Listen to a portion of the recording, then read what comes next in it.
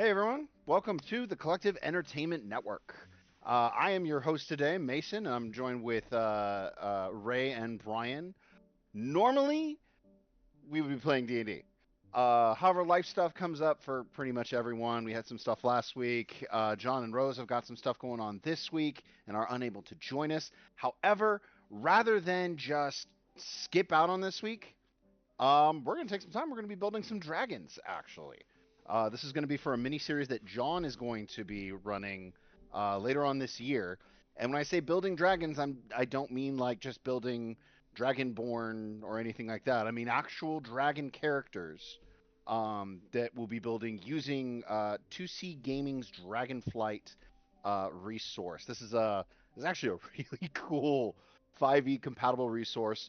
Allows you to make and build dragons as an actual playable character, complete with a leveling system, some great customization, feats. It has its own like unique classes that are called paradigms. And today I'll be going through with Brian, Ray. We're gonna be chatting about it. We're gonna be going through a creation process to kind of make these dragons for that upcoming game. And I'll be using my own as an example for as an kind of like an example resource to help kind of help lead this. Like I said, this is using 2C Gaming's Dragonflight book, which is very thorough and simple things that you might expect, like lore and biology for the dragon. For those of you who are just like really, really nerdy about that kind of stuff, they've got their own unique leveling path that works with like typical 5e characters, but isn't the same. Going from level 1 to 20. It's even got epic level stuff for becoming a great worm, this greater dragon for levels from 21 to 30. And even if you don't intend to run a Dragonflight game or be part of one, this is an awesome resource to be able to create some really unique and fantastic NPCs and even dragon villains for your own 5e game. So honestly, check them out. Again, that's 2C Gaming. They got a ton of real resources. Or not Brian, John actually showed me one resource, which is Hellions book, which is great for coming up with like a campaign villain. But that is a completely different chat for another time. So, guys, we're gonna go ahead and get started right into this. And I've built a couple dragons already using this. One of the things I've found is the best starting point for this is actually dealing with like the body type of the dragon. And what I mean by that is like if you guys look at media, you guys look at movies, you guys look at shows, there's all sorts of different kinds of dragons. Even different cultures. We got all different kinds of dragons. You got like the Asian wind serpent dragon, you have Godzilla, you have the wyvern type dragons from Reign of Fire, which everyone says aren't really dragons and they're Yeah, allowed to be wrong. those are wyverns, not dragons. Yeah, those are wyverns. The wyverns is a type of dragon. But they call them dragons, and they're not dragons. They're wyverns. But they're it's a type of dragon. Yeah, they're in the dragon family, but they're not a dragon. Yes, they are a dragon. No, they're not. Yes, they are. Just a large, angry wyvern. Yeah. Well, technically, the classic dragon type is actually what's called a worm. So, ha. Still That's not a like dragon. calling a house cat a tiger. I don't know. Depending upon, did you know actually that They're both randomly cat. that the most efficient, the world's deadliest wild cat is actually like this small cute little thing. Yeah, it's a super fluffy little thing. What? Yeah, It's a rust or not a rust. Rust cats are one of them. There's another. Oh, it's like a black. It's like called a Blackfoot something, yeah, but it has the highest hunting success rate of any species of cat. and they're adorable. They're so freaking cute. They hunt like up in trees and stuff. It's completely off track, but still a cat. Yeah, it's a Back to cat. dragons. Yeah, dragons, not wyverns. Thank you. Yeah, all of them. Um, all dragons are equally great. But Unless they're wyverns. as you can tell, there's a lot of different opinions. There's a lot of different body types, even that you'll find in media all over the place. And for this book, they actually start with that body type. One of the and there's actual distinct um, differences and proficiencies that come with your body type. For now, the book has roughly four body types, which are worm, landrake, wind serpent, and wyvern. So ha, wyvern's in there. Hey, if you want to play a wyvern, go for it. Yeah, You're still not a I dragon. will, and I did. It's still a dragon. Nope, it's a wyvern. So the first body type that we're going to talk about is going to be the worm, and this is the classic form. This is what everyone would say is this is what a dragon is. They're still allowed to be wrong, but it's the classic four-legged dragon, long neck, huge bat-like wings, the long tail. You know what you typically think of when you think of a dragon. Um, and this is one of the body types you can select as kind of like your starting position. Their unique feature for them is that they have what's called dexterous claws. Basically, the biggest benefit to these guys is they have opposable thumbs. Most of the dragon species they can't necessarily pick up or use objects like you might in any sort of everyday situation. But the four-legged worm, they're the ones they can pick up objects. They can handle a door. They can open a door without having to smash it open. They can handle magical items. Um, and honestly, I'm really hoping we have at least one of these in the party because it's going to be really difficult for us to handle certain situations that might require actual hands without this. um, One of the other body the keeping going, the next body type is Landrake. Now, Landrakes, these are dragons that have basically they've given up the ability to fly. In return, these guys are physically just jacked. They're physically more powerful. They're typically bigger. They might be faster. They're stronger. They're larger. These guys actually get a. This is perfect for a min maxer because they get what's called mighty form.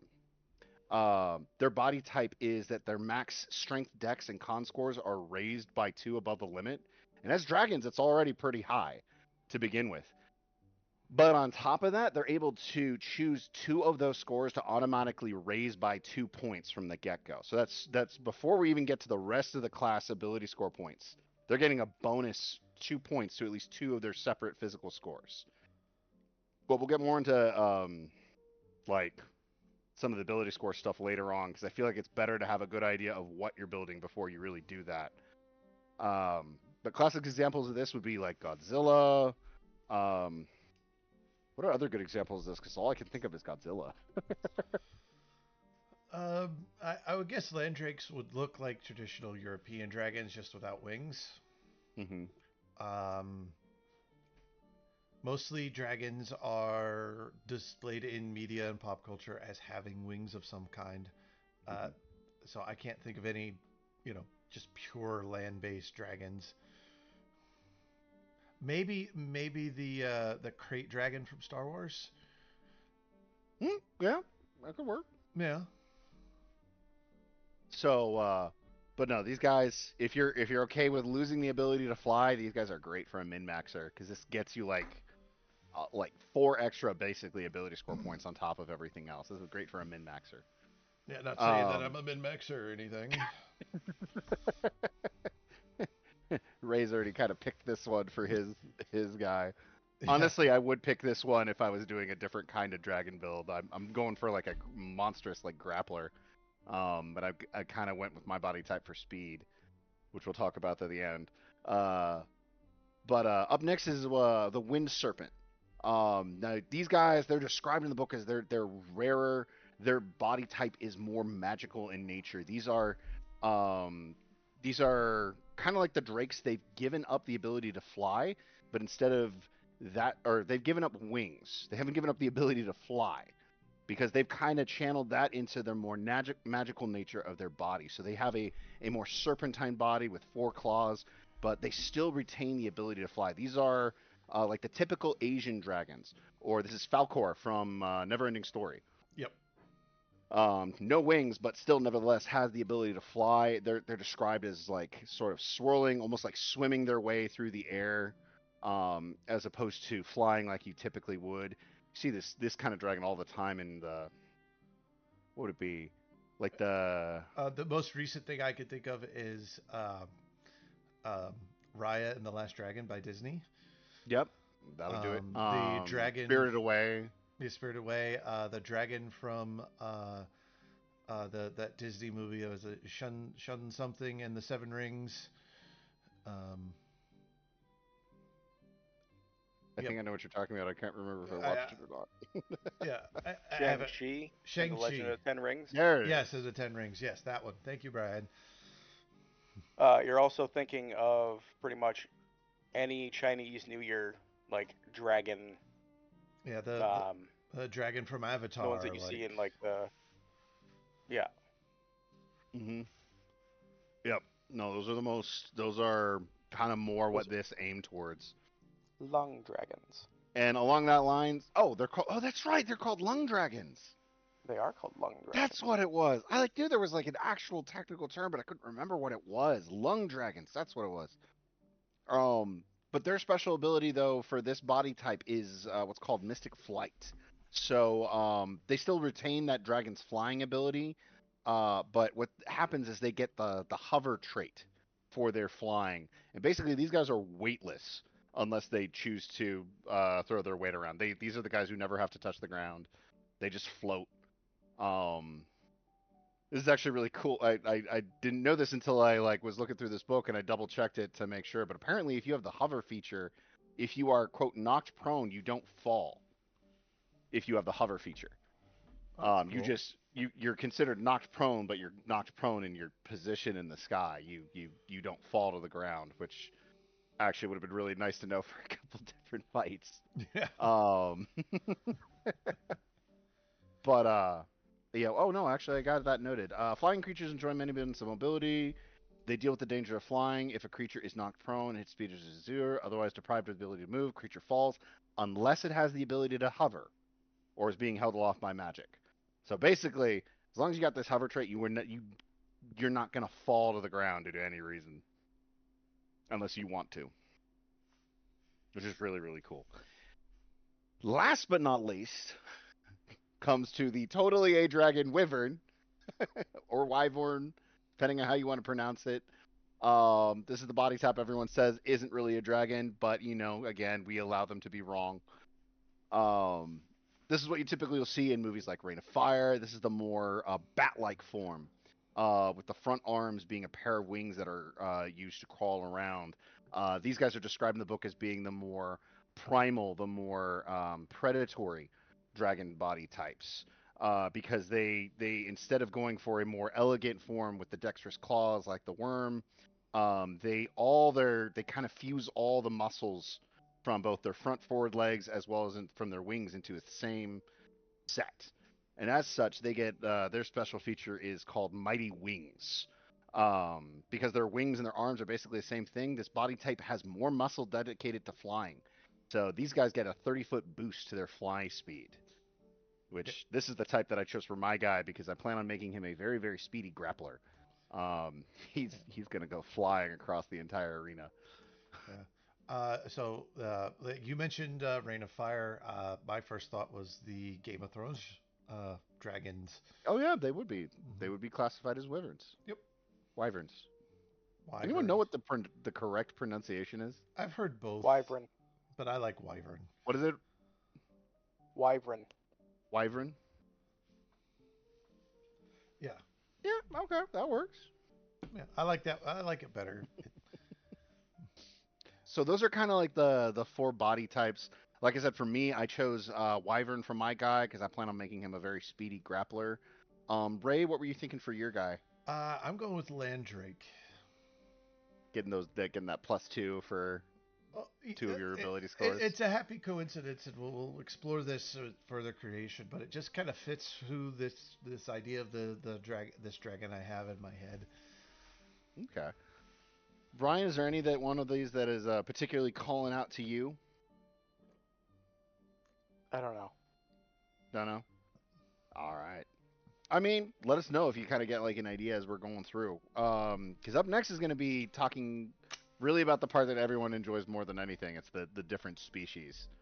Um, And again, all of this stuff completely subject to change at any time. Heck, we may very well change our entire dragon type before we even get to the final game. This is kind of just us exploring this, making a dragon using this stuff. But regardless, now we're gonna get to species. Species gets broken down into kind of two categories, sort of, which is their families and their lineage. Families are like the big, huge category that your dragon fits into. That's like chromatic or metallic. Gem. And then, yeah, then your lineage goes into kind of the specific kind, whether you are a red chromatic dragon or a blue chromatic dragon. And these guys actually determine a lot about them as far as role play aspects, even. It determines their energy type, determines the shape and effect of their breath weapon. It determines two of their skill proficiencies, even some secondary powers, such as a second breath weapon for like metallics or additional saving throws for the chromatics. Now, the book also details that these groups and these families and these individual species they have certain RP elements to them. Um, like with any good RP, that's a generalization, and then even for us as players, we're still able to kind of break free from that. Nothing is set in stone. Nothing says we have to RP in a specific manner. Um, and that's honestly just a great way to be able to handle RPs, TTRPGs. Period. Uh, Things like alignment and stuff, those things are great suggestions and those are great norms. But the people should always feel free to be able to break away from that. At least that's my opinion and thoughts. Ray, what do you think? Yeah, it can help with figuring out who your character is and who and how they act. It might give you a baseline, but story and character growth will obviously change that if you're that invested in your character. Mm-hmm. So, I don't want to give all these types away. So why don't we go ahead and start with you, Mason? What dragon type grabbed your attention? Honestly, I always love the gem dragons. Just to clarify, there's five different families in this thing, which are the chromatic, the metallic, the gem, the classic ones we know, as well as two other family types, which are the orchids, which is what I ended up actually going with, and then a unique family set, which is really just dragons don't really fit in anywhere. The particular one that I felt most drawn to though was the orchid dragons. The orchids are they're a plant-like dragon. It's very different from like the typical dragons, which is one of the things I liked about it. These guys are all dragons that are very very beautiful, very floral. That typically all align themselves along a specific like flower type. Um, and it's very I just really enjoy it a ton. I've enjoyed looking through them. Specifically within the orchid family. The orchid family is also unique in some of its features. Unlike the rest of the dragons, they don't gain immunity to a specific damage type. Most of the others, they'll get an immunity for their specific damage type. The orchid dragons don't. Because of their plant-like nature, they're described as not really getting that immunity. So instead, what happens is they get what's called a cool feature called a toxic pheromone, which is this really cool thing where they're able to release this pheromone, this chemical within a certain range that kind of affects their targets differently depending on what pheromone type you choose. This is really one of the main reasons why I chose it. I feel like this is the most customizable one. Right. They're just really really cool. Um, yeah, no, the orchids are almost like chemical warfare. Well, How I'd really describe them. as plants are, especially in spring. Yeah, actually, literally, a lot of the breath weapons kind of get. The breath weapons are also really unique, and a lot of them are basically just pollen. They breathe out. Kidding. Most of these, not kidding. Most of these guys are like pollen breath or shock pollen, blast pollen, all the different kinds of pollen. And they typically also come with two different types of breath weapons. One which is kind of a supportive one, and then the other one which is like your main damage dealer one. I went with Orchid Dragon because those guys are like it's an electric dragon, and again, because my character's going for a grapple, a lot of their stuff is very orchestrated around being up and close on your target, even for the breath weapons and things. Nice. Ray, what about for you? What kind of called out to you? So I kind of had two in mind. Um, One of them fell in the metallic range, and it was the steel dragon. Um, he's got a Ooh. poison breath. It's grim focused. They wear their scars of battle proudly. Seem kind of like a big fighter and very brutal. Um, they also have a really flexible morality, which kind of fits into some of the stuff about the campaign that we're going to be kind of playing. And the other one fell into the unique category. Ooh. Um, I kind of liked the Imperial Dragon. So Imperial Dragon. Okay, that's all the way down in the bottom Yeah, category. it's one of Um, one of the very last ones. It has breath weapon of force. They're usually nomads and adventurers, remarkably busy for their kind. They can be found anywhere. That affects their curiosity. Um, they have heavier skin. Their scales are better. So it's almost like they're wearing armor on top of their scales. dang, this thing is really tanky. Yeah, it's very tanky. Their breath weapon also has a special ability um, that if you fail, a creature that fails its saving throw will take by 10 or more takes double damage from the breath weapon. So if Dang, the DC save is 10 and you or is 11 and you rolled a 1, you are now taking double damage. that's freaking amazing. It's Yeah. basically like being able to crit. Actually, that's what is it? That's how Pathfinder does crits too. Is if against saving throws, is if you fail hmm by fail It, by 5 or fail by 10. it's by 10 or more. So Oh, it is a crit if you're 10 above the DC. It is a or roll a natural 20, and it is a crit fail if you roll 10 below or a natural 1. And dang. that's Pathfinder 2e. But Yep. um, I also like the idea of feral, just because it adds that. The idea of this dragon I have in my head is just this big bruiser, uh, wrecking ball type. I mean, um, he's big, he's tough, he doesn't fly, so he's really focused on his ground game. So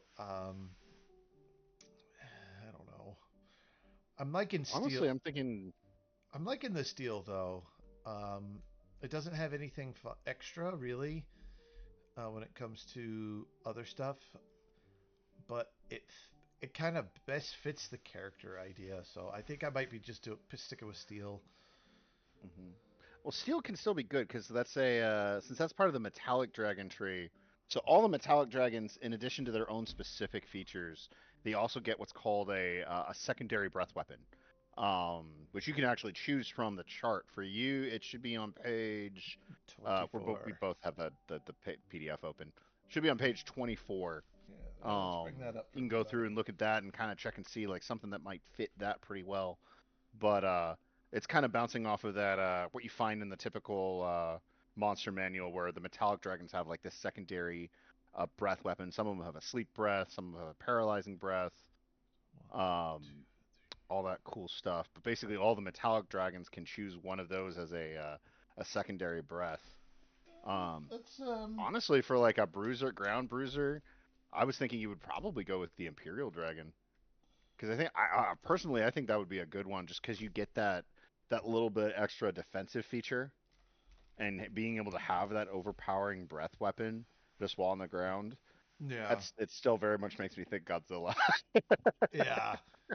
No, I like the way the steel ness, like the color and way the scales Hmm. could look and feel. Because I was also looking, reading through the book, and one of the like dragon feats you could take is like spiky scales and skin. and Mm. that would really fit steel. The spikes become sharp as blades, and That's actually the feat dragon feat I'm going for my guy for a different purpose because the other part of that feat is uh targets have disadvantage on strength based checks made against you. Mhm.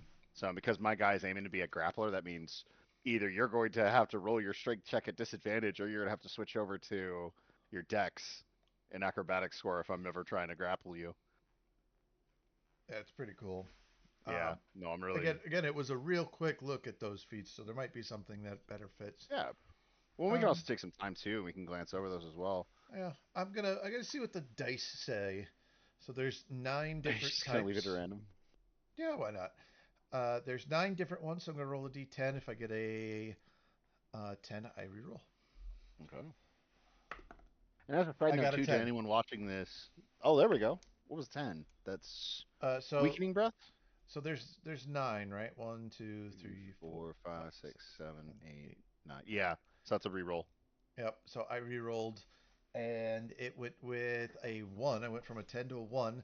So corrosive. Corrosive breath. Yeah. Uh, you exhale a cloud of corrosive saliva in the shape of your breath weapon. Creatures in the affected area must receive a dexterity saving throw or suffer a -5 penalty to their AC for 1 minute. Affected That's creature. freaking brutal. Yeah, that's insane. Oh, Wow. that's monstrous. I like that. I'm gonna. So one of the things at the back of the book is the custom character sheet for Hmm. your dragon. Most character sheets are roughly 3 pages. This one is It's pretty long. it's bigger. So we've got first up is your first page is your standard stats and all that on it. Your second one is role playing and story. Then your dragon lineage. So you can You name can write out your family tree you if you can so write out your wish. family tree if you want to great detail. Um, then you have your hordes, territories, and lairs. Hmm. And so, how much valuable metals, coins, gems, art objects, how many rooms you have, what's your territory, any special treasures, and what your lair actions might be. And there are 6 different options. Hmm. Then we go into feats and formations. DragonFlight formations will come up later. And you have draconic feats. If you have magic, there is a um, spell page, and all And the way. the magic casting subclass in this thing, it's intense. It's very brutal, which we'll Yep, touch on once we get yep. later. And the very last page is your combat page. So this Hey, has your armor class, your save DC, your instinct, your breath weapons, what your bite, claw, tail, and 2 other attacks do, combat traits and features, and if you have any equipment. So I'm gonna write down poison and corrosive spit. there we go. And just as a side note too to people watching, we're not going to go too much detail into every single dragon's lineage in this thing. There's 39 of these things broken up into 5 different families. There's a lot. It's a lot to cover. Um, but these guys are all incredibly cool.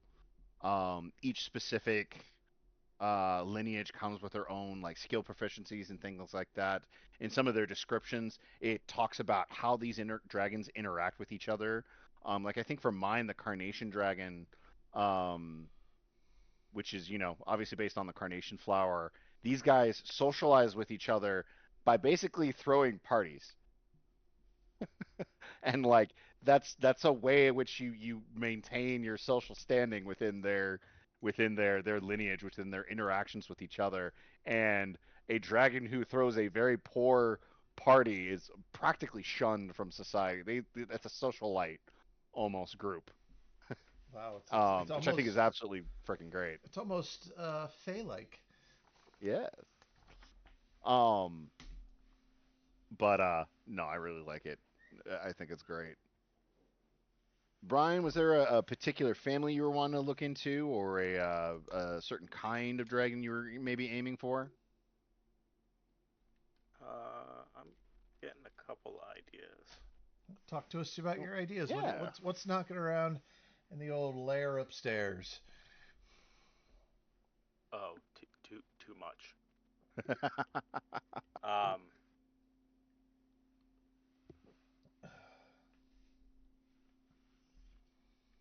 I'm thinking a land drake wild dragon. Ooh, Ooh, wild dragons. No, those guys are one of the unique ones. yeah. I actually really like those guys. That's one of the other dragons that I built, just for fun. Uh, let's Wild see, wild dragon. feral sun. Yeah, yeah, wild Uh, dragons are all the way at the bottom of it. But possessing an extreme affinity for the primordial forces of nature, wild dragons are hermits. Uh, they they meet once every century, during which their wisdom they gain from each member's time in isolation shared between. These guys are nerds. We live in isolation. We don't talk to other people. We come out once a year for Wild Dragon Con. Yeah, I Which like it. point we share what's up. I Uh, like that. That would be I so also freaking like great. the art underneath the wild dragon is just gorgeous. I think that one's actually supposed to be for the feral. Yeah, it looks kind of feral, but Yeah, let's see. Operating some of the deadly creatures is brown. Yeah, it's supposed to be for the feral because the feral's physical description is brown, low slung dragons are striped like a tiger and have intimidating sharp fangs and claws. yeah, I'd be There's terrified. definitely the artwork for that. Yeah. Well, I, that is one of the cool things I do like about some of these dragons is they don't give necessarily a strict description to them, which makes it great because that means you can interpret that however you want. Um, like with the orchid dragons, it says, "Oh yeah, they're plant-like. They're associated with this kind of a plant," but there's no real like hard preconception of what that looks like. So you can just go, you can literally just make any artwork you want for that. You can have it described any sort of way you want it like that. Um, like my carnation dragon is 100% gonna be black and pink. was there any other dragon type that jumped out at you there, Brian? I mean, I liked the imperial too, but Imperial's good. Yeah. All right. Well, we'll let you think on that. I'll get back to you. Yeah, there's all kinds. Yeah. Mason, you went with the carnation. Yes, I went with carnation. These guys are they're an electric, they're a lightning type energy type. But again, because they're an orchid dragon, they don't get any kind of resistance or immunity to their damage type. Um, But let's see. They're vibrant, they're bolsterous. Carnation dragon lineages are defined by one key activity, partying. These dragons love nothing better than to gather for grand festivities that span weeks at a time when there is a moment of significance within the lineage. Birth, death, victory, defeat.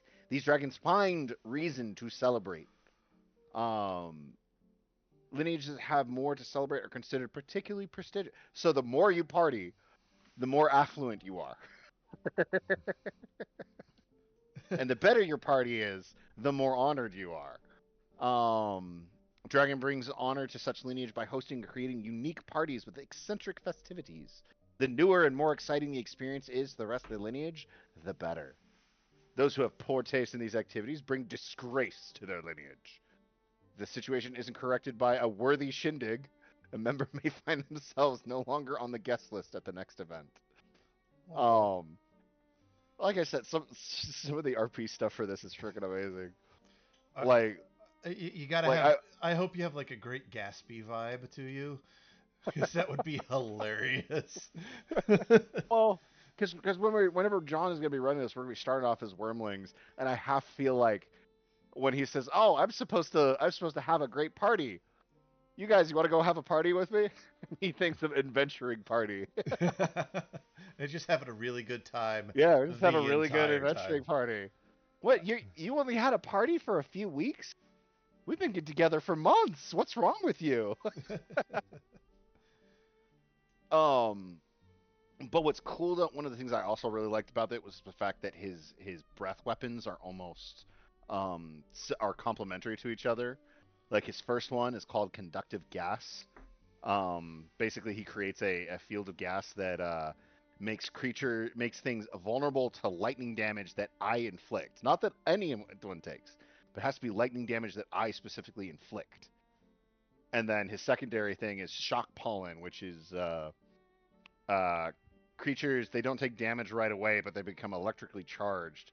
And then when they get hit by a weapon attack, then they take the lightning damage. So this is a great kind of like, hey, I'm gonna stack up a bunch of like basically bombs on you, and then I'm going to hit you. Yeah, I'm gonna get you sticky with pollen, and then let the two landrakes come in and wipe the floor with you, and then Oh yeah. you're gonna get zapped the entire time. Well, in Forum 2, I went with the when his toxic pheromones one called that's called Tranquility, and basically it's if they fail the saving throw, for 8 hours they cannot knowingly harm or affect other creatures without said creature's explicit consent. Wow. Yeah, and because my guy's a grapple, I go in, I grapple them, I hit them with tranquility. It's like, okay, you can't move, and you don't want to move, and it just and even if they like take damage from an effect, it just means they have to repeat the saving throw. But yeah, no, this is I really I took some time. I thought this through, and I built a freaking monster. Nice. All right. So what's our next step on our character sheet here? What do? So once we kind of got it figured out, okay, we got our body type figured out, we have our lineage and our family and stuff figured out. Um, Honestly, the next best thing I found to look at is your paradigm.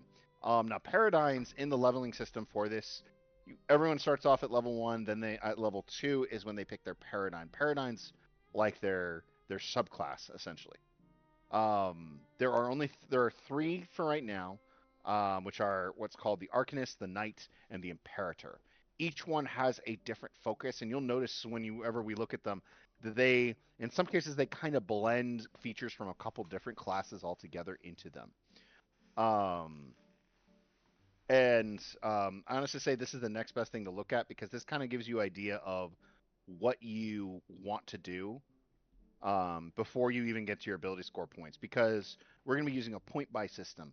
But a lot of the dragon features and abilities and things are very centric around your ability, what points you have and what score, what size you are, that sort of thing. All of which we'll explain in a little bit later. But for now, we're going to pop down to looking at the paradigms, which those guys begin at page 46. All right. Let's jump over so you guys can see what we're looking at. Yep. All right. So starting down at page 46, we actually start with the Arcanist.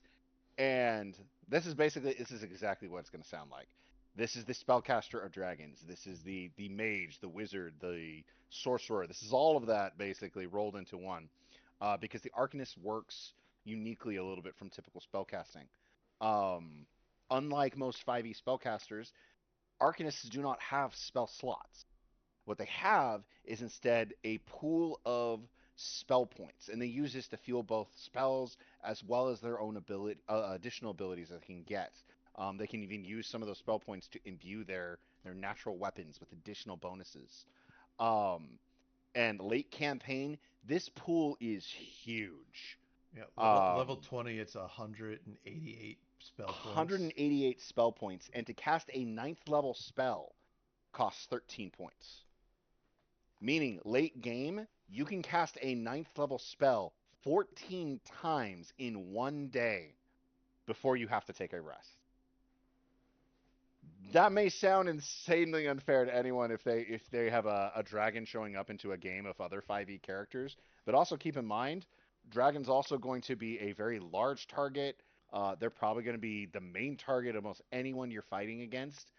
As powerful as these guys are, they're also going to be the center of attention in any combat scenario.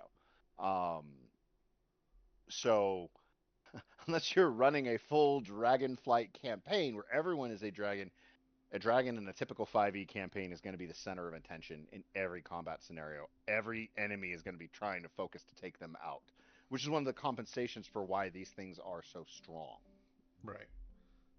But like I said, late level, the Arcanist can do so much, has so much freaking power.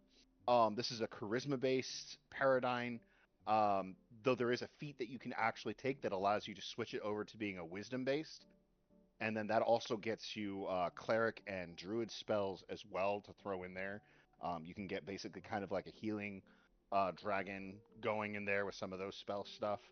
Um, and this is also one of the reasons why I suggest we wait until the very end once we kind of get our stuff figured out as to what we want to build before we do ability score stuff. Because if you do all the ability score stuff, okay, I made this really strong charisma caster. I'd like to get this druid and cleric stuff in there. Well, it switches your spellcasting type over to wisdom. So you kind of want to make sure you know the path you want your dragon to go on. Right. Makes sense. But charisma based spellcasting, um, Arcanist is very OP. They can do a lot of really cool stuff. Pushing forward, the next one we look at. Oh, random side note too. The Arcanist also gets the ability to be able to transform into a humanoid shape. Like at 10th level, they can polymorph into a humanoid form, which becomes great because as this game goes on, most of the time your character is just going to be getting bigger and bigger and bigger. Having someone who can switch down to a medium-sized creature can be fairly helpful because tight spaces are difficult to move through. Yeah. But what's cool is they still retain a lot of their stuff. I think Rose, I believe, was planning on taking this one for her own dragon. All Yeah. right, up next we got the Knight. This is the class I picked for my guy because he's going grappler. Um, the Knight is the Bruiser subclass. He's all about brawn, and he's even got additional subpass and things for that allow you to kind of focus on either your natural weapons, your breath power, or your just raw defensive ability. Um, I chose the yeah. This is the paradigm I chose for my guy. He's basically all invested in his physical abilities. He is not a smart cookie, but he is very beefy. Um, oh, I think I rolled too far. But it's really cool looking at this class. At second level, they also get like a code that they go by. Code of the Predator, which is the one that kind of focuses on their aggressive side of things. They're more of their weaponry side. Code of the Shaper focuses more on like their breath weapon, being able to control that. I think they even eventually get to just straight up say, "Hey, my breath weapon doesn't touch any of my allies here, here, or here, here." Um, and then the Sentinel, which is all about defensive ability, boosting that stuff up. Um, very, very cool, very awesome, like just defensive oriented guy. The last one is what's called the Imperator. The Imperator is honestly the best way to describe it is almost like somewhere between the Rogue and the Bard. Um, it's an intelligence based dragon type. This is the strategist. He's about buffing itself and allies. He uses circumstances. He funnels like social skills all through his intelligence. They literally even get a fanboy Yeah. at one level, The Dragon Sworn. which I'm sorry, the Dragonborn Sworn stats are like this. It's yeah. It's 20, 20, It's got 420s. yeah. 20 strength, dex, con, charisma, 15 intelligence, and a 19 wisdom. This is like having a Backstreet Boy as your fanboy. Um, Yeah. they basically get a dragon sworn servant, someone who's bound themselves to the dragon, and who helps them out, who serves them almost like a familiar on a lot of steroids. Yeah. I mean, these are um, dragons after all. Even a wyvern is a deadly creature. or a wormling, excuse me. That's what I meant. That's what I meant. You take your sports stuff. Sure. Sure, it's what you meant. It absolutely is. Yeah, wormlings are Uh-huh. the squishiest a Mhm. dragon will ever Mhm. be, Mhm. but it is Mhm. also still Uh-huh. a dangerous creature to Sure. encounter. Mhm. Mhm. Yeah, Anyway, yeah. Same with Dragon. your your lapel dragon. You're just jealous because he's fabulous. Okay. But nevertheless, the dragon sword that the Imperator gets, they can be of any race of your choice. Um, he's got a lot of really, really cool abilities. They benefit and boost each other essentially. The Imperator is a really good class if you want to have a dragon who has its own social dynamic with an additional party with an additional person.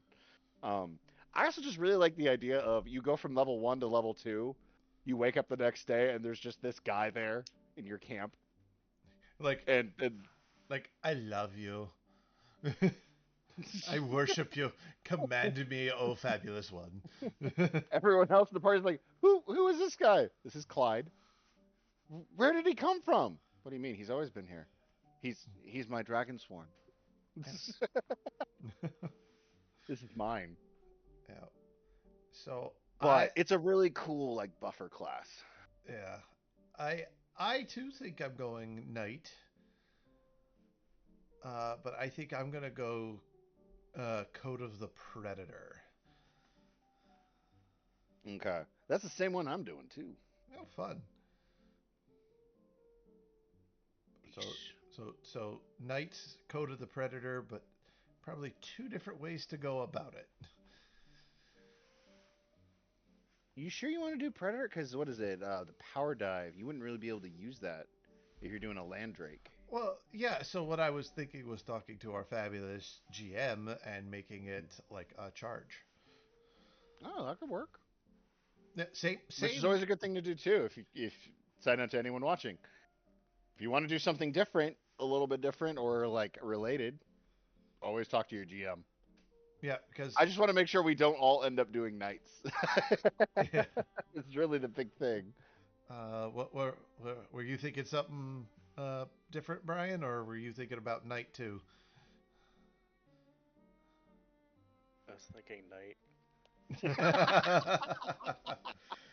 As we Seems all the break the most. rule that John immediately said, "Hey, don't all do the same thing."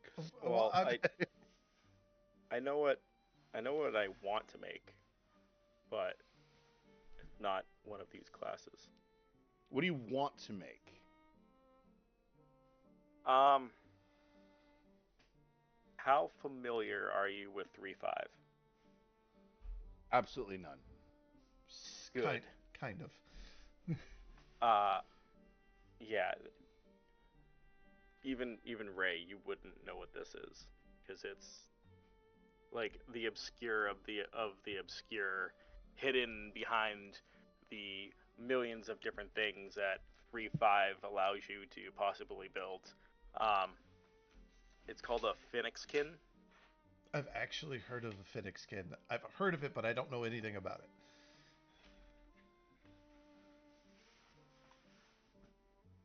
Be this picture and face. Oh, not twice. Where are you sending that? Chat. Yeah. Which chat?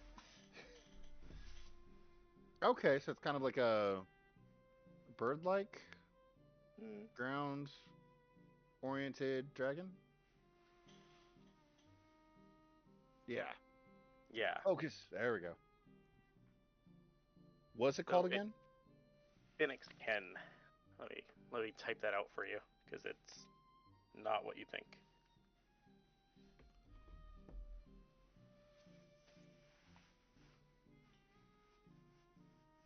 All right, so why a Phoenix skin type?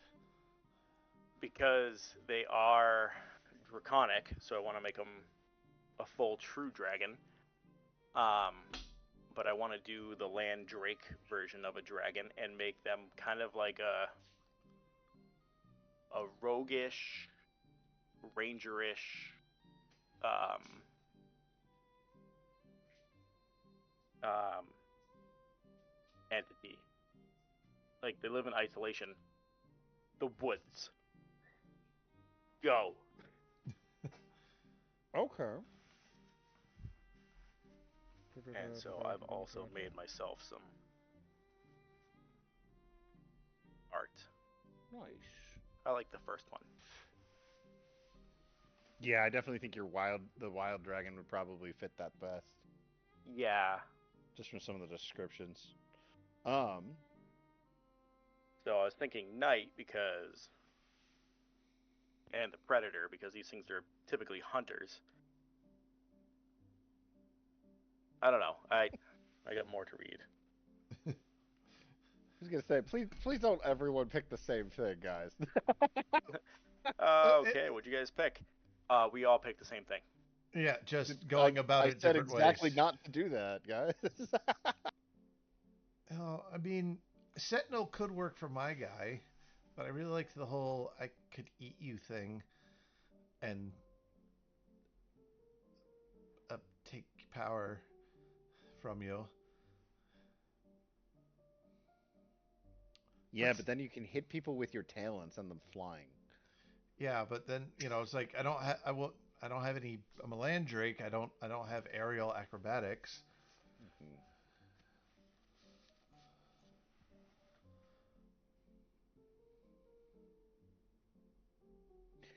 So, all right.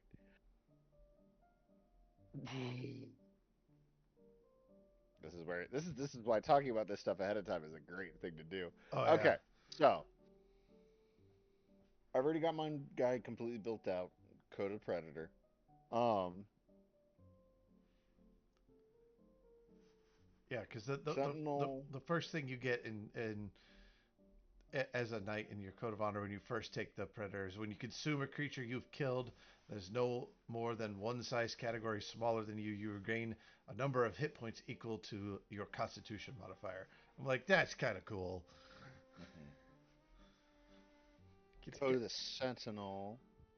Honestly, I thought you were gonna go with Shaper, Ray. Just um because of your breath weapon. Because if you go with Imperial, like you were thinking, Code of the Shaper with your breath weapon, that would be long term. That would be really freaking useful. And remember, we're dragons, so we get our breath weapon back on like a 5 or 6. yeah. So it's not like it's a one time use or a proficiency use of weapon. It's This, something we get pretty consistently. this is also why you write is your character sheets in the pencil. Or type them up. Yeah. Uh, because because if you go with the Imperial is very heavy on defensive stuff and your breath weapon stuff. If you went with Shaper Breath, like you can choose to immunize your allies. Yeah, you can choose to have any number of creatures automatically succeed on your saving throw. Uh, what is it?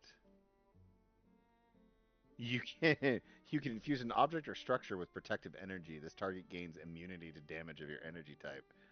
You can help reinforce stuff. And then maximize breath, I think, is the real thing where your thing will be insane. When you use your breath weapon, you can choose to deal maximum damage on the weapon damage dice. Oof. Downside is you can't use your breath weapon until you finish a short or long rest. So that's like you burn yourself out, but that could be a really freaking powerful thing. Oh heck, energy mantle. Sorry, we're nerding out looking at some of the higher level stuff. Yeah, yeah. We're reading and nerding. It's hard to. Yeah.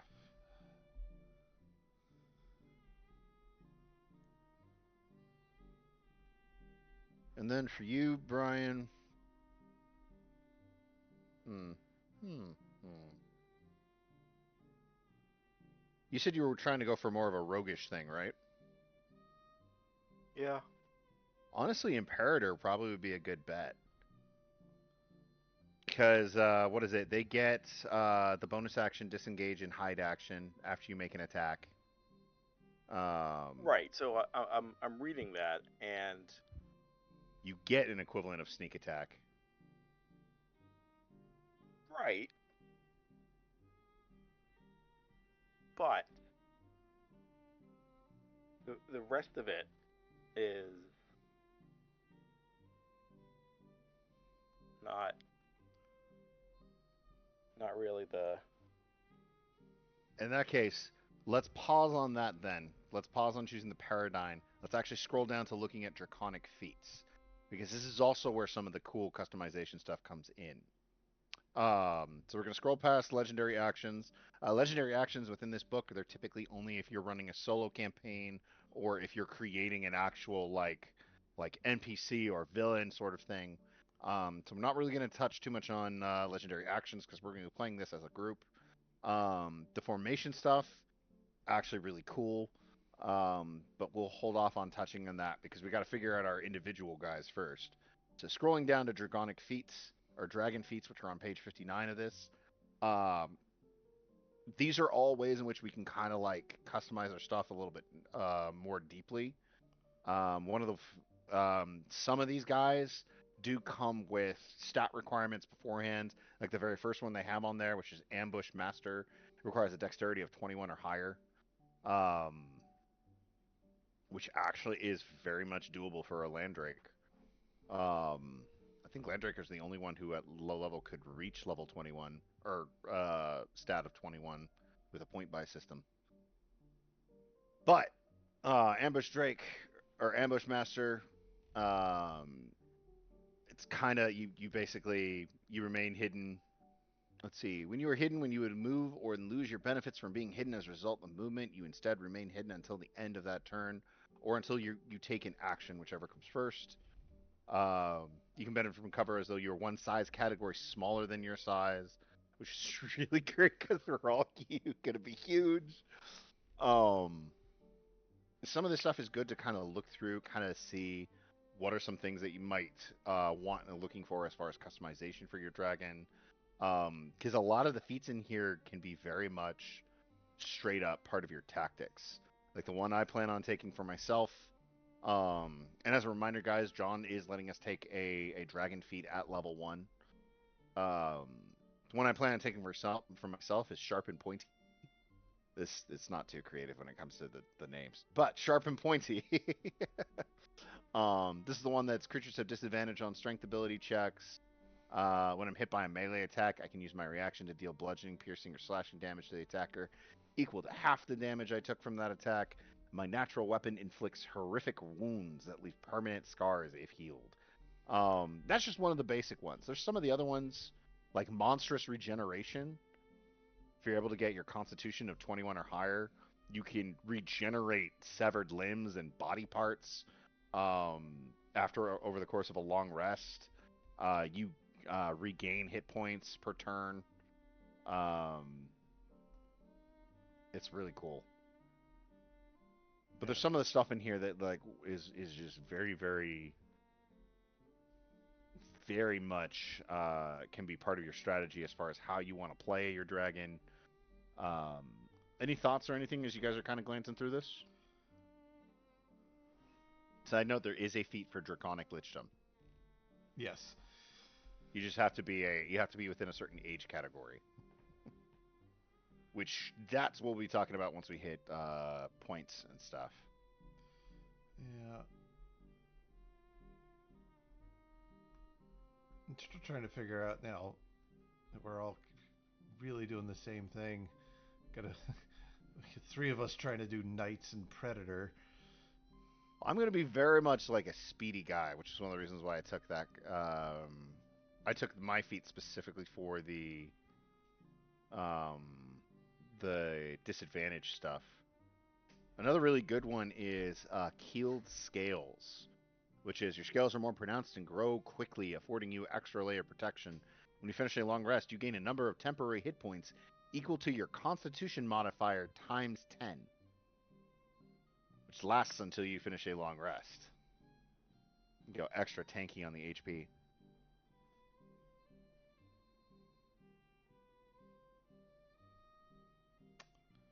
Cool. One of the more interesting ones I found in here was what's it called? Small but fierce. And this is like the only time we could probably get it equipped without while having a huge Constitution modifier, is because your prerequisite has to be that you are medium size or smaller. Little bit of insight before we get into it. Your Constitution score in this game is what determines your character's size. So if you're under 11, you are size small. If you're size 12 to 17, you're medium size. Or no, size 11 to 17, you're medium size. 18 to 21, you are large size. Then huge, gargantuan, and it even has a category for immense size, which is Constitution score of 31 plus. But your size kind of helps determine a lot of different things. It determines like your weapons, the strength of your weapons, your fly speed, your movement speed, all this stuff. Constitution is probably one of the most important scores in this, unless of course you take this feat, small but fierce. You've learned how to use your size to advantage against larger opponents. You get advantage on attack rolls against creatures larger than you. When you take damage from an attack made by a creature larger than you may use a reaction to instead take half. Your size no longer increases based on your constitution as detailed in the featured constitution table earlier in this chapter. Haha. Haha. So trade-off, your damage doesn't get your weapons don't get bigger, but bonus, you get advantage on your attack rolls. You can basically nullify damage or take out half the damage you would take. It's actually a really cool feat.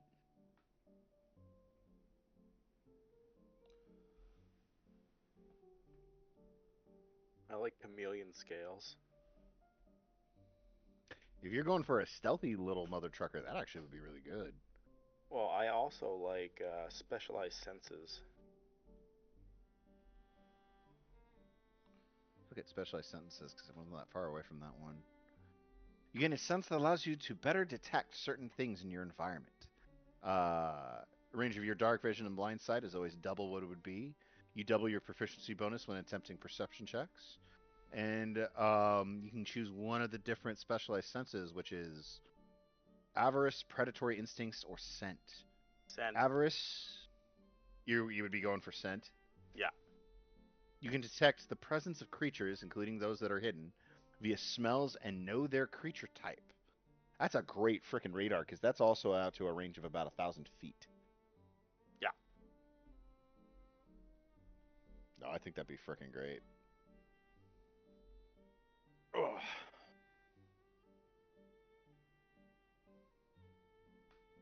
No, so you do that, and you can even grab Chameleon Skin. Chameleon Skin Scales one is cool. As a bonus action, you can make yourself lightly obscured for as long as you remain in the space which you took the action. As an action, you can make yourself just straight up invisible as long as you remain in that space. So as long as you hold still, you become Predator, Yeah. basically. And that'll work And well with the type, the style you're going for. yeah, Right? and your scales become mood scales. Yeah. You are a walking mood ring. All right. So I've decided to switch from Predator to Sentinel Yay. because it still fits the big, brutal type, and we'll have to talk to John about The acrobatics one, the acrobatics. which we shouldn't have to worry too much about because we're starting off at level 2 and we're going to be doing this in installments. But Yeah. what is that one? Yeah, when using your fly speed, creatures have disadvantage on attack rolls against you. Yeah, I think he could probably talk about getting that swapped over to just your ground speed. Yeah. Kind of like a tabaxi burst of speed kind of thing. Exactly. Yeah. Yeah. No, that would be great. Yeah. So with I definitely think Sentinel, he would go for that. yeah. No, Sentinel. Jeez, you get resistance to bludgeoning, piercing, and slashing at Mm-hmm. 6th level. Earlier on, it's just you don't need to sleep. Yeah. which actually makes sense with your idea for your background. Yeah, it does. It's It's not a. that you don't like you don't have to sleep. It's that I You have can't. learned you have learned out of necessity to no longer need to sleep. Yeah. We'll be talking about a little bit about some of the backstory ideas we have for our guys in a sec. Okay, so you're Um. thinking probably Sentinel. Yeah. Um. So he does have poison energy breath because I'm keep going with steel. I like the steel dragon. And I'm still gonna be a land Poison. dragon, but deadly toxins prerequisite poison energy type. Poison energy type, yeah. When you would deal poison damage, you can either choose to instead not deal poison damage, but cause an effective target to lose the number of hit points equal to the poison damage dealt. Before resistance immunities and reductions are applied, the poison eats away at their very life force. So if I deal 100, you have we have an enemy that has 200 hit points, and I do 100 points of poison damage to it. I can then choose to lower its hit point maximum to 100. Yeah, no, that'd be freaking great. Yep. Uh, Oh, and you can also, what is it? Creature would be immune to the poison condition inflicted by you, is instead non-immune and only has advantage on saving throws against the guy. So you'll still be able to like inflict poison and stuff on people. yeah, my poison is poisonous. Hmm. It's super toxic. Yeah, I like that one. You are Twitter.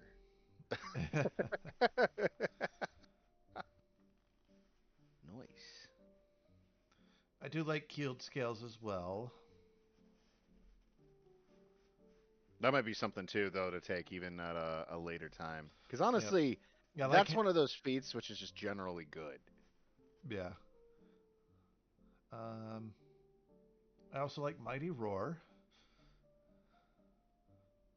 because that's kind of Hmm. battlefield control. Sharp and pointy makes very much sense for a steel dragon, but I don't want to be taking all of the same things everybody else is. But I do like the poison one, so I think I'm gonna go with that one. I think that one would be a very unique one. Yeah, I like my breath weapon. Oh yeah, the Wild Dragon's breath weapon. talk to us about that. What is that? Let me get back It's up there. so cool. It's okay, I'm I'll almost like let you I'll 100 let you pages nerd out away. about it. I'll let you nerd it. That's one of the things I love about this breath weapon.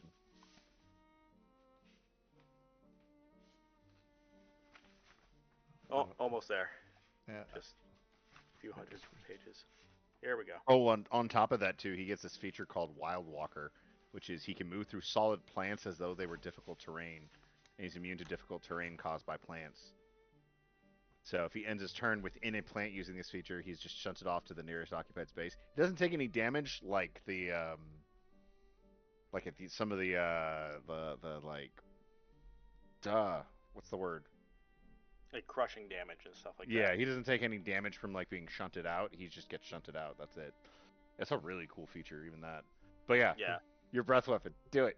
Do it. So, special breath weapon. You can produce a special breath weapon instead of your ordinary breath weapon. It is Emerald Flame. You unleash a gout of Emerald Flame in a cone.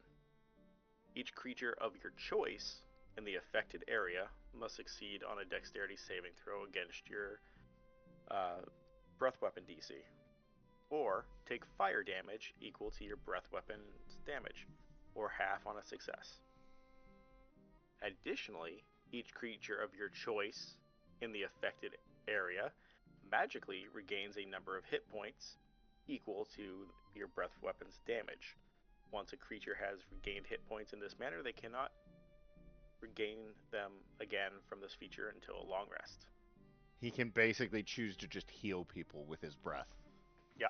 that's cool. Okay, you three over there, I don't like you, and you two over there, guess what? You guys are gonna feel better in a minute.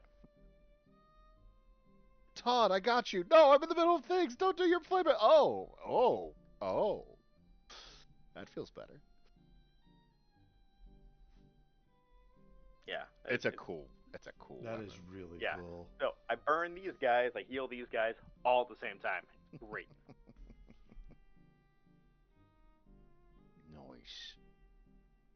Are you still because you know deciding on what? your paradigm? Sometimes friendly fire is good, and this is Sometimes friendly friendly fire is fire. friendly. I like that. Friendly. This in this case, friendly fire is friendly.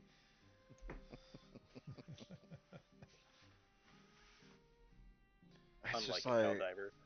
oh, what is it? There's a game called it's a zombie game where it's basically like World War II, but Hitler managed to successfully summon an army of zombies from hell. There's one you can take a feature in that where if you shoot an ally with holy damage, it'll actually heal them instead. So me and my friend Dave are playing that, and every once in a while, it'll be like, "Oh no, you've taken damage. Okay, hold on, face that way," and I start shooting him in the butt. The the world's worst penicillin shot. Okay, you'll feel a light clap. At what gauge is the needle? 308. What? Ah! I hope this doesn't awaken anything in me. Right up I'm Main Street. I'm bleeding out, but I feel better.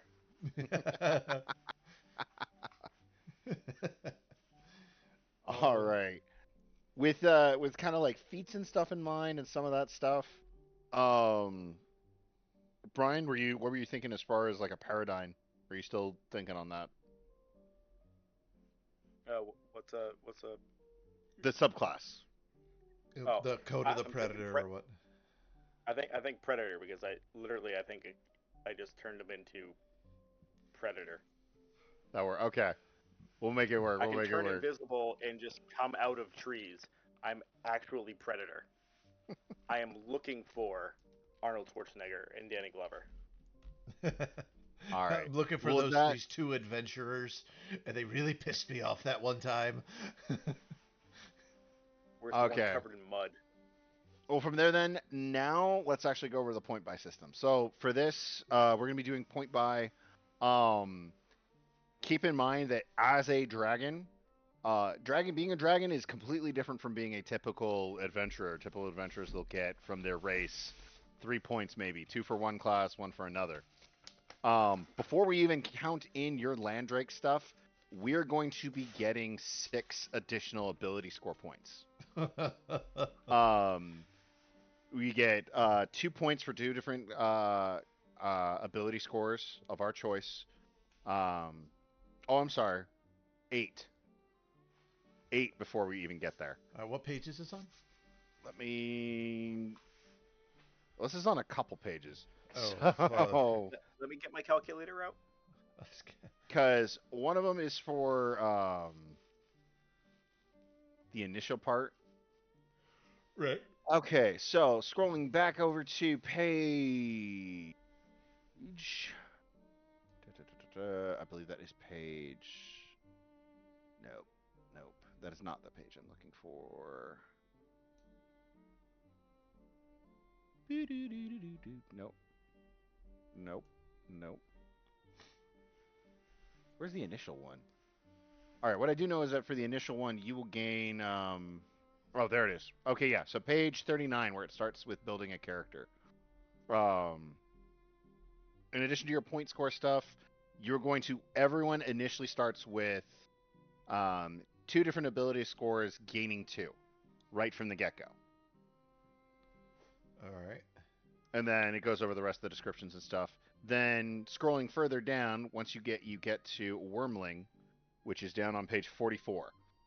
This is where everything kind of just starts. Now, things to note: we start with 3 different or 3 different saving throws. We have Constitution, Wisdom, and Charisma saving throw right from the get go. So Constitution. Yep, Con, Wiz, and Char. In addition to whatever skill proficiency your specific background gives you, or your specific lineage gives you, we also get to choose 1 additional skill check from Arcana, Athletics, Deception, History, Insight, Intimidation, Investigation, Nature, Perception, Persuasion, and Stealth. So you get 1 additional one from those guys. I'm gonna pick Intimidation.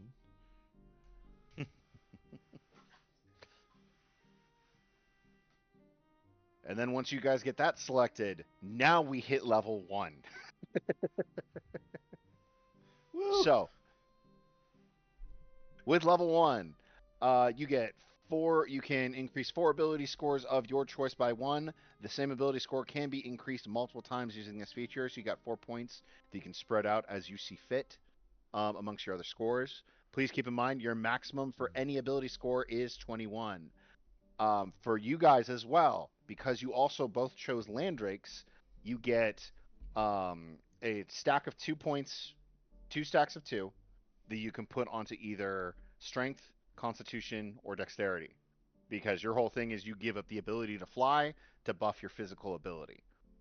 So Oh, you guys actually end up starting with a bonus 12 points that you can spread out between that you can use. So it was strength, con, and what was that again? Strength, con, and and dexterity. Dex. And those are 2 stacks of 2 that you can put onto a score. So you just add another 2 onto those any 2 of those scores. And your ability score maximum for those attributes is 23, because it is 100% doable to get up to a ability score max of 21 at level 1. We all have natural weapons, which include claws, tails, and bite attacks. The strength of those guys are determined not by our level, but by our size. We all, when we are not wearing armor, your AC is equal to 17. So right now we have. Everyone, So we start with a base of 17. we start with a natural armor of 17.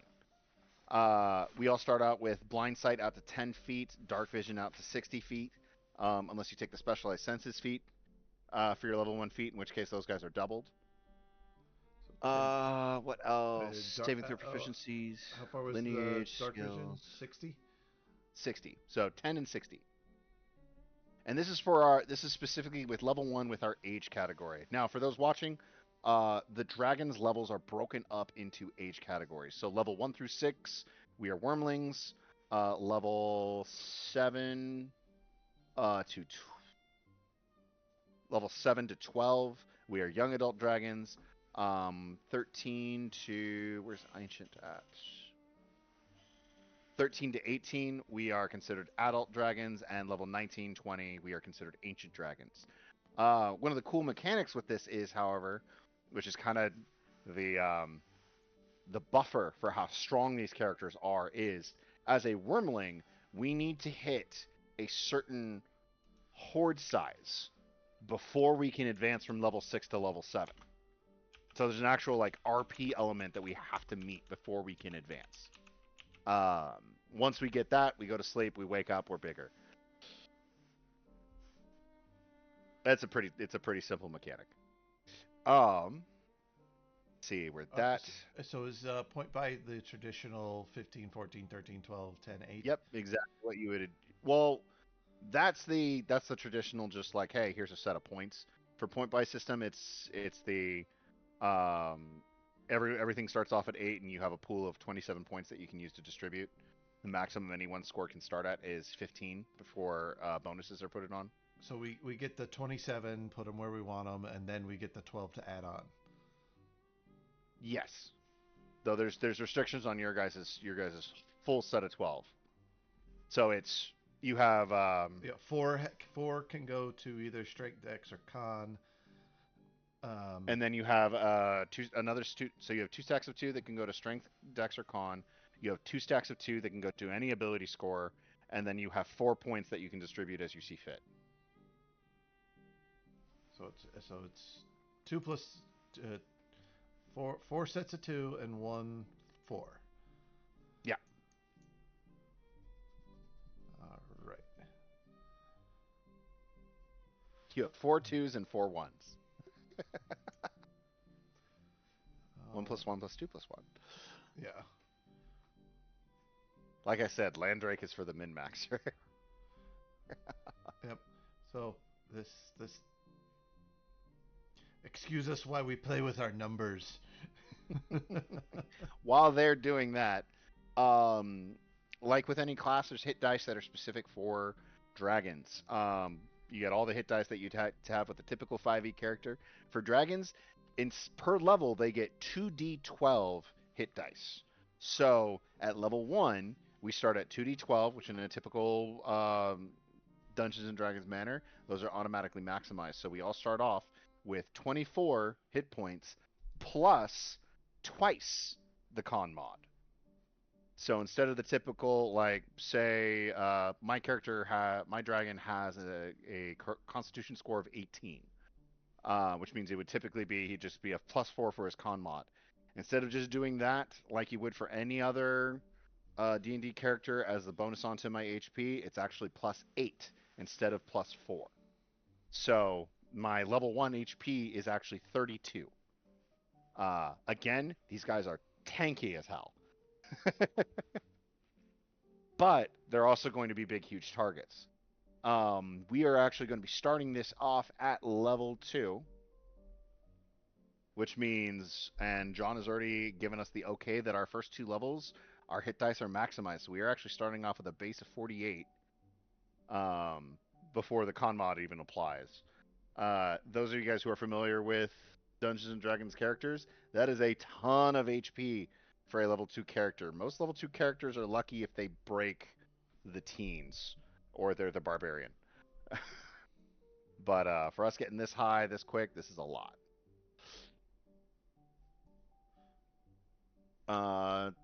Talking on that as well, for doing stat points. Hold on. Before we go on to anything else, Yes. back to ability. I'm trying to catch up, and I just finished the Landrake stuff, and now I'm trying to figure out. Okay. So you got 2 stacks of 2 for the Landrake, which you can put on either Strength, Dex, or Con. Yes. Cool. Next is just your basic. You can add +2 to any stat of your choice. And you get 2 stacks of 2 that you can add to anything. And then after that, you have 4 points that you can put wherever you see fit.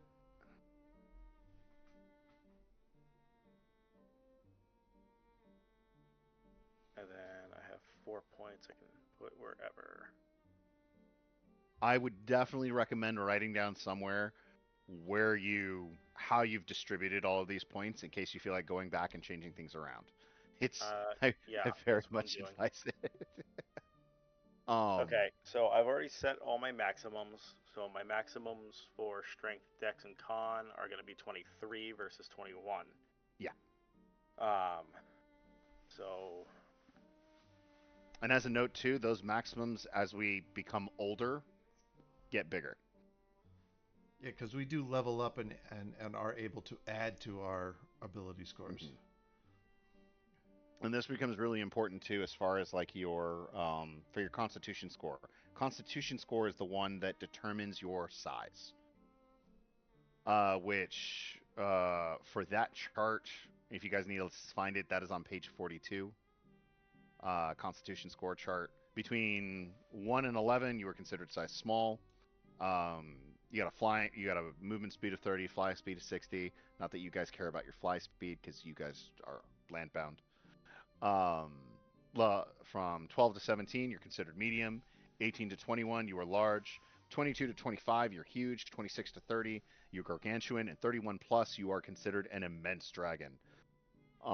You is a big boy. I'm gonna fight a Tarask. You, Oh, wait, at some point I can eat a Tarask. But yeah, no, if you get up to the immense size category, yeah. Yeah, because they're gargantuan. I could eat a Tarask. The size category, like I said, it determines the damage of your weapons, the strength of your natural weapons, their reach. You guys we don't even get a tail attack unless we reach size large. Once we hit like huge size, we start being able to incorporate energy into our bite attacks. Our fly speed is determined by our size as well as our ground speed. My guy, because he's a wyvern and because I was able to get him up into size large, He actually has a fly speed of 110, which is huge. It's just Yeah. short of the 10 feet short of the fly spell. Yeah, that's what I'm looking at here. Because I have got 2 points left, and if I put them into con, I'll be that large size, Hmm. which gets extra damage and a tail attack. We'll go ahead and hold on to those for just a second because the next part I actually want to mention is what's called your draconic instinct or your dragon, yeah, your draconic instinct. Your draconic instinct helps determine what your dragon's DCs are going to be built on. Typically in like Monster Manual, most 5e stuff, a dragon's Constitution score is what determines the save DC for their breath weapon, and as well as additional things. But for this gives us the option, and that is dependent upon what instinct you choose. For the instincts, that's on page 44. For the first one that they have described here is cunning. This one is a dex focused one. Your dex becomes the basis for determining your where am I at? Hold on. I put that in a different spot. There we go. So this makes you dex focused. Your AC instead of being 17 becomes 13 plus your dex mod. Your speed is considered one size category higher than your normal size, and your weapons become finesse. This is the one I chose for my wyvern. He's got a nice chunk of strength, but he's actually primarily a dex fighter.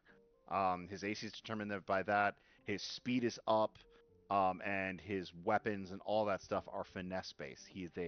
He's very lean but big. Next one is power focus, or is a power instinct. This one's the strength focused ones. Your natural weapons hit as one size category higher, and your Oof. carry capacity is doubled. Well, I think Uh, that fits my guy. yep, and that also is what determines the dragon DC. So like your breath weapon and some of your other dragon DC abilities. The last one is survival, which, as you might guess, this is the traditional. This is the con focused one. And it's basically like having the tough feat. You gain 2 extra hit points per level. You recover all of your hit dice on a long rest instead of only half, and Constitution becomes the determining factor for your Dragon's Breath. That one can be really good for if you got someone who you're wanting to have them have a really tanky build. Yeah, I'm pretty sure that one's going for my guy. Yeah, All right, so you're taking Survival Instincts. I'm gonna go with power.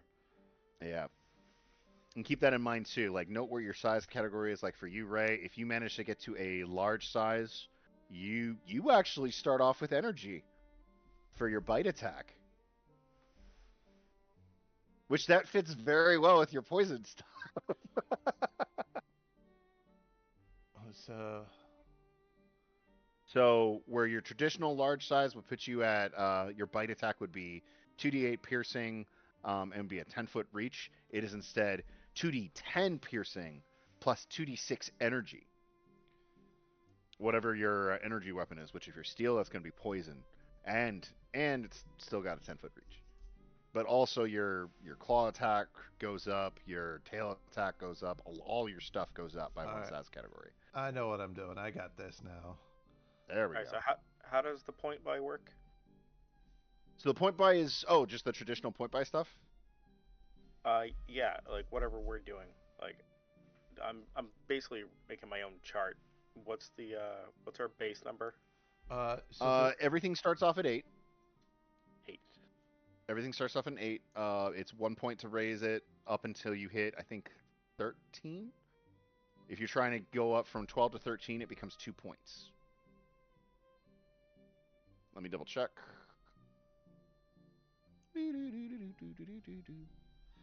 so I've dumped 2 stats. In order I to, dumped 3. I dumped all the mental stats. My guy is not very bright. He is big and bulky. Yeah, well, that's kind of what I went to, but I decided to put summon to charisma so I can be intimidating because he's a big giant powerhouse. You know, if you made him smart, if you went with the Imperator, You could just make that an intelligence check. That is one of the cool features about the Imperator. Imperator is definitely the guy who's there to be the mouth. Yeah, so I am size large, but I hit like I'm huge. Mm-hmm. I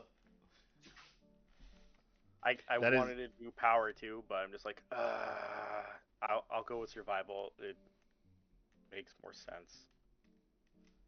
So what is well, and keep in our mind, proficiency you're gonna be bonus? the you're gonna have the probably the biggest HP pool of out of anyone, just because you went with the survival build.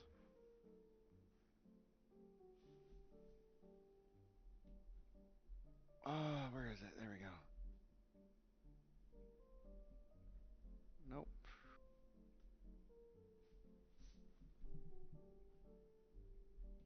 I'm All still right, trying to so look up and make do sure I I got this do the correct. scores do I do the point by before I add the racials? I would say do the point by before you add the racial so you know what your point distribution is, That's what I like did. where you want everything to go in. Okay. And again, keep in mind you're free to adjust this as you see fit, as long as you keep it within the restriction. So So let's what is see. our point by? Point by it's Not pool of point by. 27. Not point by. I meant proficiency bonus.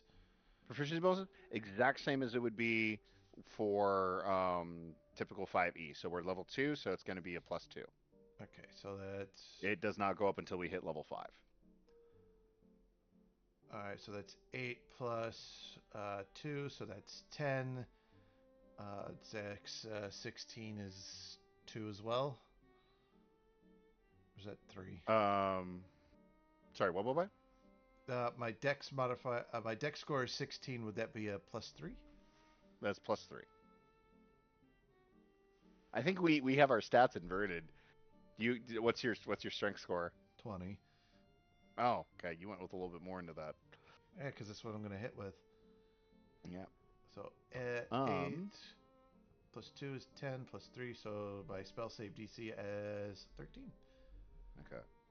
All Or right. my And so dra- it's Brian. It's +1. If you're doing the point buy system, it's 1 point up until you go from 13 to 14, at which point it becomes 2 points Yep, to raise I the got a score. calculator thing. Okay, cool. This is the downside to an era of D&D Beyond and all these other things where it's like we forget how to do the basic shit. Yeah. But yeah, for my guy, his point distribution. Let me bring him back up because I built him in D&D Beyond. I use the sorcerer because the sorcerer's like as long as you don't select a subclass, the sorcerer stuff doesn't mess with the sheet all that much. I just have to manually enter all the things. His point distribution ended up being 16, 19, and 18, with just no points went into intelligence or wisdom or charisma. I am not here to be smart. You said nothing into intelligence or charisma? Nothing in intelligence, wisdom, or charisma. He is here to be just a meaty boy. Same. But you got those extra 2 points on me. Should be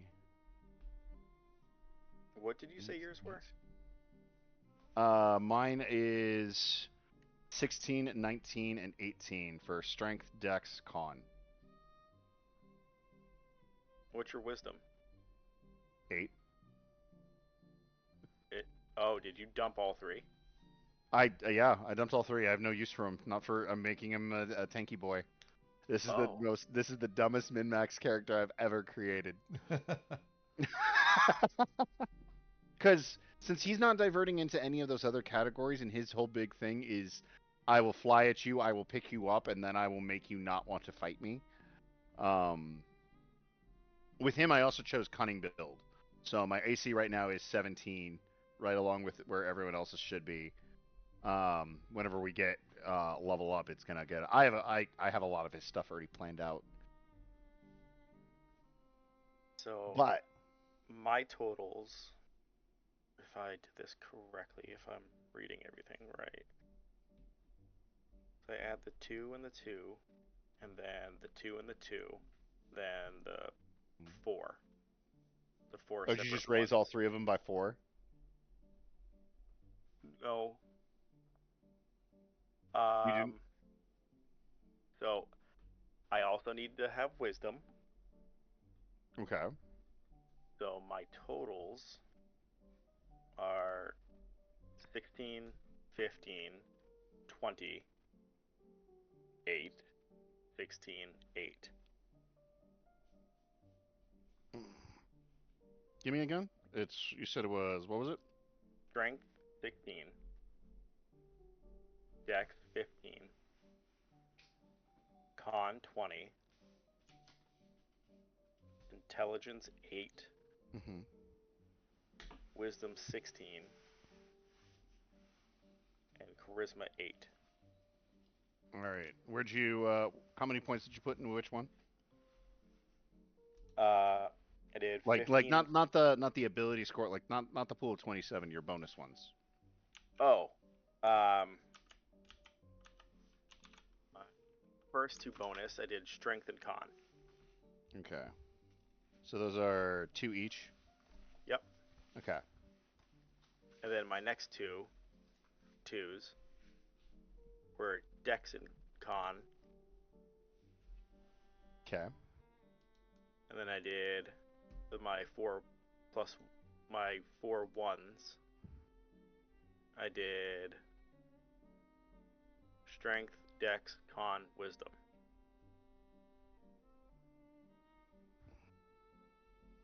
Okay. So that should be a 15. That'll be a 12. That'll be a 13. That'll be a 15.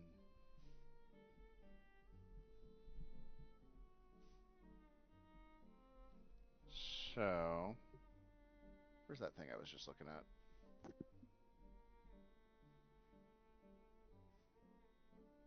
I'm not like doubting you or anything. I'm just you didn't sound sure, so I'm just gonna double check you. Well, so I have the rules as written 27-point calculator right here, and then added my racial bonuses, which it won't let me Yeah, go that all up. works. Yeah, I thought so. Like You question just mark? didn't sound sure, so Oh, I wasn't. no, yeah, no, that added up to 3 9, so 27. Yeah, no, you're good. Very nice. So I'm big too. Mm-hmm. We're gonna be three large, and then the first thing is going. So there's a small sized doorway. Damn it. Gonna make it a big one. Can I eat it? No. It's small. You said a small size doorway. Yeah, I'm a no, a small large size size hole, creature. a hole. You can't eat an absence. Watch me. That's not how physics work. And then I disappear. Yep, that all works. Oh yeah, no, that Landrake stuff. Oh god, that Landrake stuff gives you guys such a great bonus. I Bright just side, want to I get can leave to you the guys in the immense dust, size so I but can eat a Tarrasque. we'll be able to get there eventually. All right. So with stats and things basically taken care of, level two, like I said, they're mostly what you get from level two is your paradigm.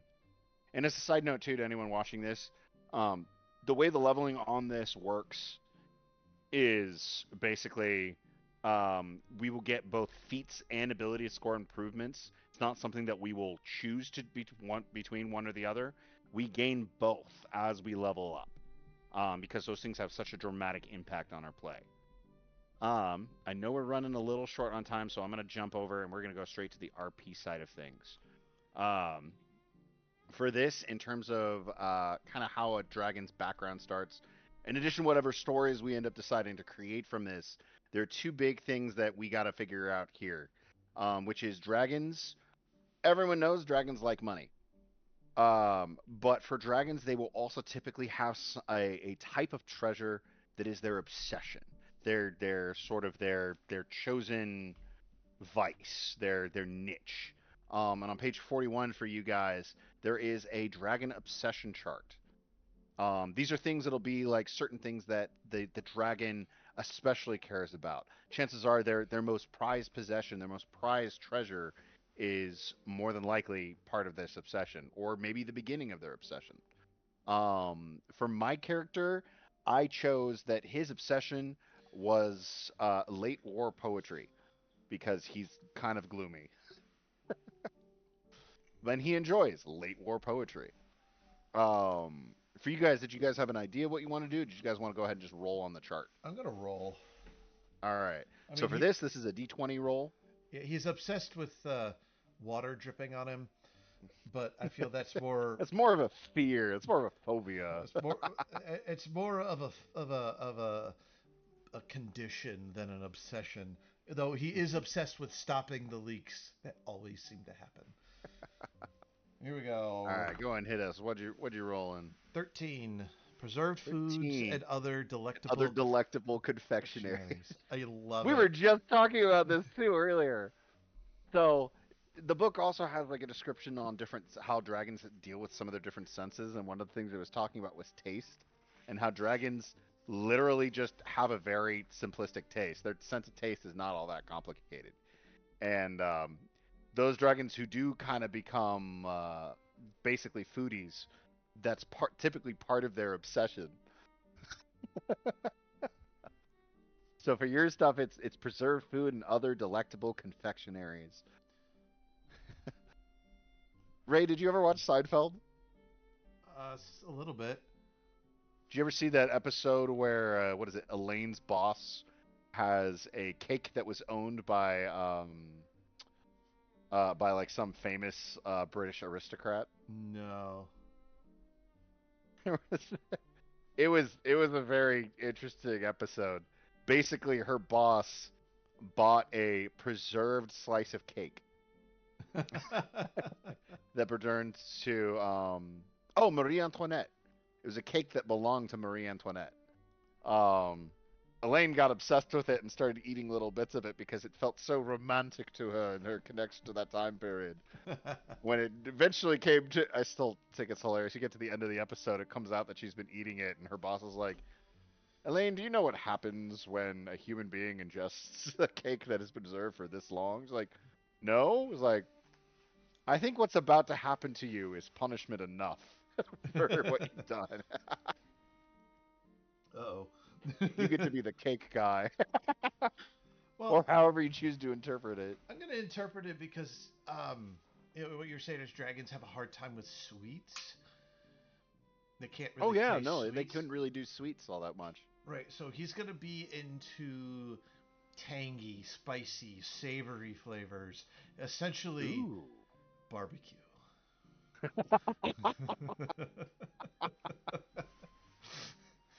God, that makes sense too. It's like, what is it? The spiciness you typically get from peppers is actually like the plant's like self-defense mechanism. It's a poison.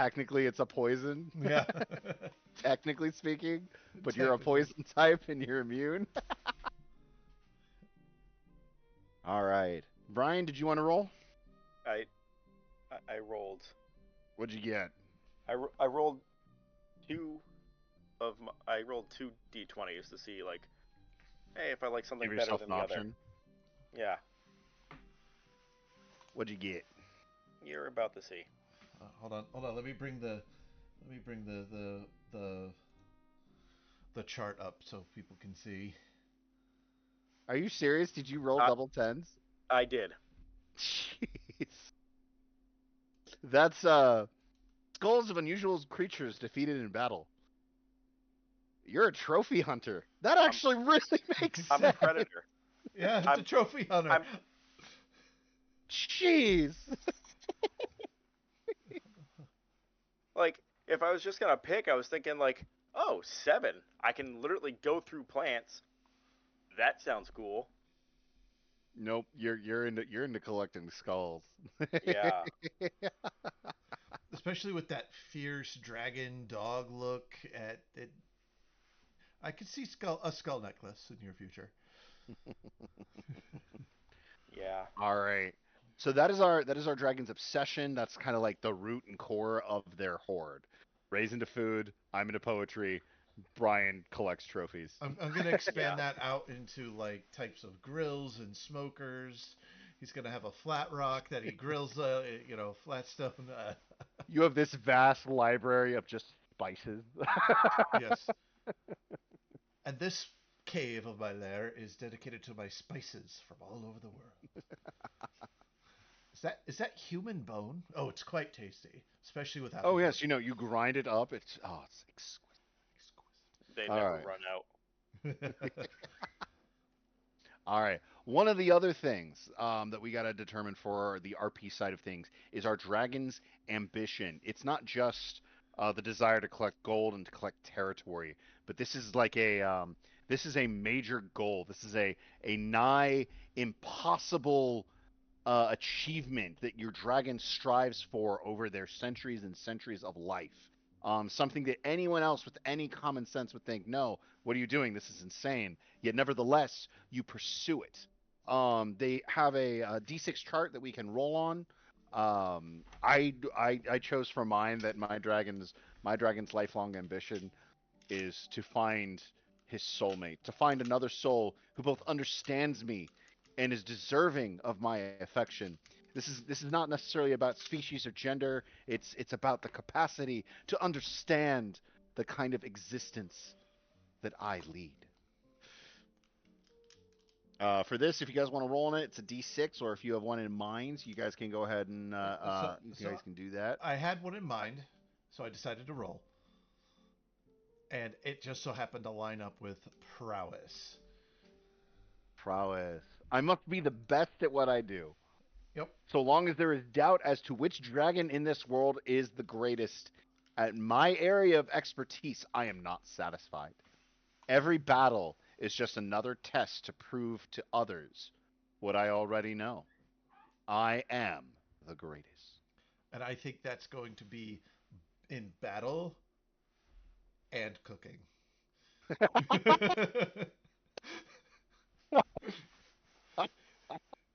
Your goal is to become Gordon Ramsay, Yep. Pretty much. the steel chef. The steel chef. Brian, what do you what go ahead and what do you get or what are you doing for your ambition? Prowess also fits mine. Like Nice. I'm the greatest hunter. To be known as But the greatest of all hunters. yeah. Um. But Respect could work too. well, so considering my species lives in like Kind of isolation. isolation, and we only get together once to, hey, let's hook up, let's make a baby. Okay, bye. See you in another 1,000 years. Bye. Um, Let's unite together separately. yeah. So I was also thinking soulmate. Be like, eh, at some point in my life, I need to do this. Mhm. Need to get But around to until this. that, until then, prowess. Okay. But soulmate, but prowess. I just kind of want to read over some of these other ones because these are all really good ones too. Um, like I feel like it should get a little bit more like show of this, but some of the ambitions in here: influence. I seek to change the world according to my superior draconic sense of morality. The lives of lesser creatures are better suited to an existence of my choosing, and I must acquire the influence to make this a reality. Opulence. A horde that is the envy of all other dragons is my dream. I am never satisfied with what I acquire and always hunger for more. Allies, adventures, and power all are just a means to gain wealth beyond mortal comprehension. Respect. I want to be acknowledged by the greatest of my kind for my talents. Whether I am feared or loved matters not. only that I am afforded the proper respect by those whose opinions truly matter, other dragons. Mm. I'll read the soulmate one because I didn't really like read that one. With such a long life and prestigious mind, it is difficult to find another soul who both understands me and is deserving of my affection. Species and gender are far less important characteristics than the capacity to understand the kind of existence I lead. And last, finally, understanding. A dragon is a figure of supreme significance, and I wish to understand my role in this material world. With every victory I attain, my purpose becomes clearer. A journey of self discovery is my path, taking place over 100 mortal lifetimes. And naturally, with any other RPG thing, if there's something else too that you guys feel like is more appropriate for your story, or there's one that you feel like is a better pursuit, go ahead and go for it. But the main thing with the ambition is that this is like a dragon's lifelong dream, the goal, the purpose that they give their own existence. Um, Actually, that I'm is a gonna change lot. to respect because soulmate. It's not like my yeah. Respect is the better one. Respect. I want to be acknowledged by the greatest of my kind for my talents. Yeah. Whether I am feared, loved, doesn't matter. I need the respect of those who truly matter, other dragons. I feel like that would work well for you because you're an isolationist character. Yeah, It's and you like want to be respected. You don't care how they respect you, just that they respect you. yeah, and Yeah. people know not to come into your territory, not because you're the strongest, but you're the best at what you do, and it's respected. You're seeking reverence, essentially. Yeah. And Yeah. I'm also not. Um. I'm not above putting a dragon skull in my horde. Well, maybe that'll be the first part of your horde. We'll find out. John's already made it clear that whenever we start the Wormling campaign, that we will be freshly hatching from our fresh eggs, which we'll need to come up with some artwork for that stuff. And then as a young adult, we'll go through our all of our great traumatic things. My character's love affair with a goat, Ray's phobia with water, and Brian, I guess you're headhunting various different species. So, But do we have or are willing to share names of our dragons before we head out? I'm good with sharing that. My dragon is going to be Acanthus the Gloomflower, carnation dragon, but he's on kind of like he's going to eventually be kind of on the gloomy, depressive side. He is 100% going to be a goth dragon, pondering his existence in the universe without tank. Anyway, Oh Ray, God, what you got? I went with Rysug, the Steel Doom slash Shift. The steel spatula, The Steel Spatula. but you Yep, pronounce it as spatula. the Spatula. Yeah, Ryslug, the Steel Doom slash Shift. Steel Dragon, Landdrake, master of battle and cooking.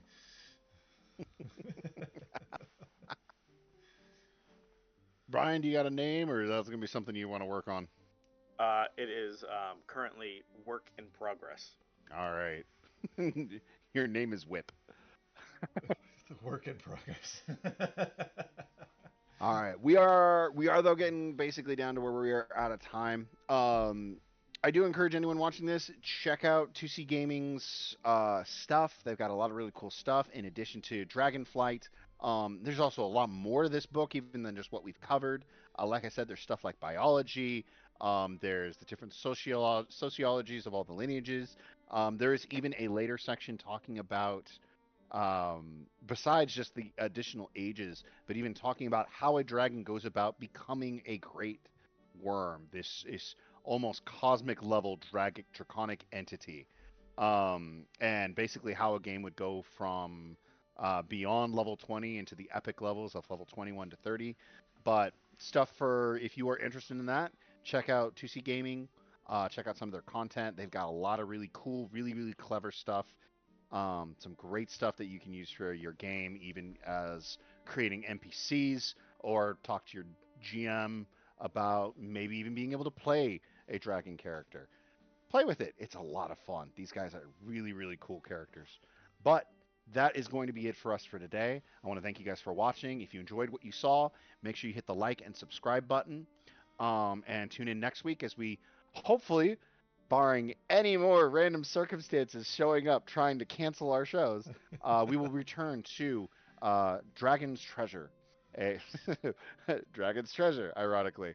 The continuation of a mini prequel series that we were doing before we formally get into our next campaign, GM'd by yours truly, with my players Ray and Brian, as well as Rose and John, who are not able to be here today. Hope you guys enjoyed this. Hope you guys, um, honestly, check some of this stuff out. It's really great, and hope to see you guys next time. Bye.